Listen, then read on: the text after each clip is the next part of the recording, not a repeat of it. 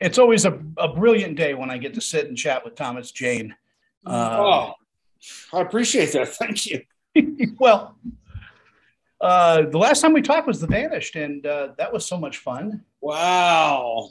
That Yeah, was an unexpected, that movie turned out unexpectedly good. I was surprised. yeah, and Nicole, it's a pleasure to meet you. Wow, what a performance in this. Thank you, Tony. Um, this is one of those wonderfully tight, taut thrillers that it just gets you because the characters are so good. You follow the characters in this, and then the plot comes second to this. Mm, true, and that was a little bit of a struggle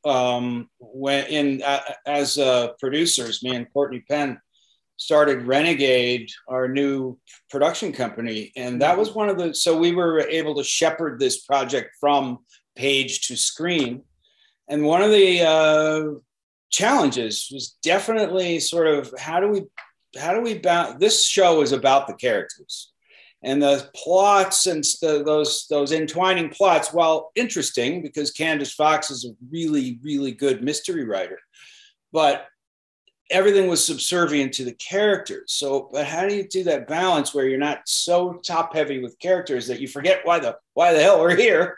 Yeah. And she did such a great job with blending this, because it could have gone absurd, Right. with this. It could have gone a number of different ways, but I think it struck the perfect balance of a very, very angry Nick and Nora Charles. I like that. Nicole, do you enjoy police procedure type shows yourself? No. No, I don't. But I don't think that this is like, I don't think we follow the structure or the recipe of a typical police procedure or murder mystery, which I think is what's really exciting about our show. That every episode is different, and the way in which we approach every murder is different, and at its core, it is a relationship piece between these two characters as well. So it's it's got a bit of everything, which I love.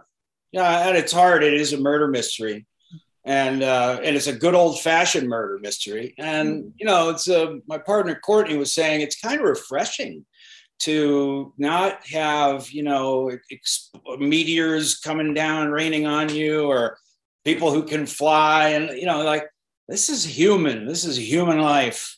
And I think it does succeed as a murder mystery, but the heart of the show is between Ted and Amanda. Yeah, and you guys have such great chemistry together. Was it like that from the first read?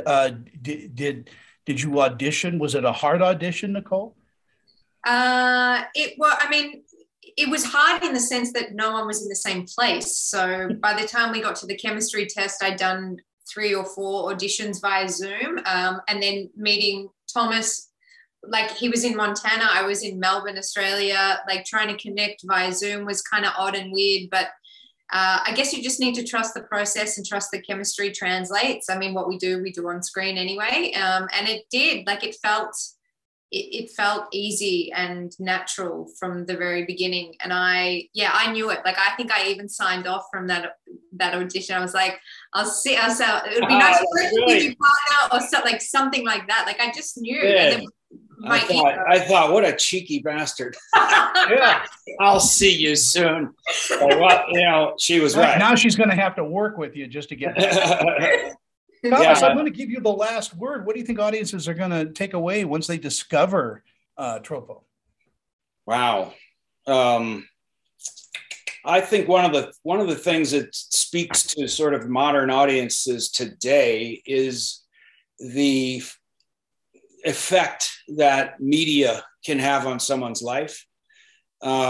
These people, their lives were shattered by traumatic events, but then they were crushed up into rubble via what the media did with those sensational stories, right? They just want a sensational story. They're not interested in the truth. They're the opposite of a character like Ted Kankaffi, who's a detective and passionate about seeking the truth.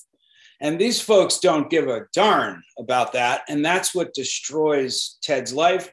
In another way, it also destroys Amanda's life. And I think that there's some, but I mean, I think at its heart, it's also two people have so little in common, like nothing in common, except for this, that they've both been shattered by trauma. And these are probably the two people in the world that understand each other the best. It's so beautifully written that way as well. Listen, Really? our time is up. As always, Thomas, cup of coffee on me whenever you're in Utah. Just fantastic. Thank you, sir. Appreciate that. You guys take care and congratulations.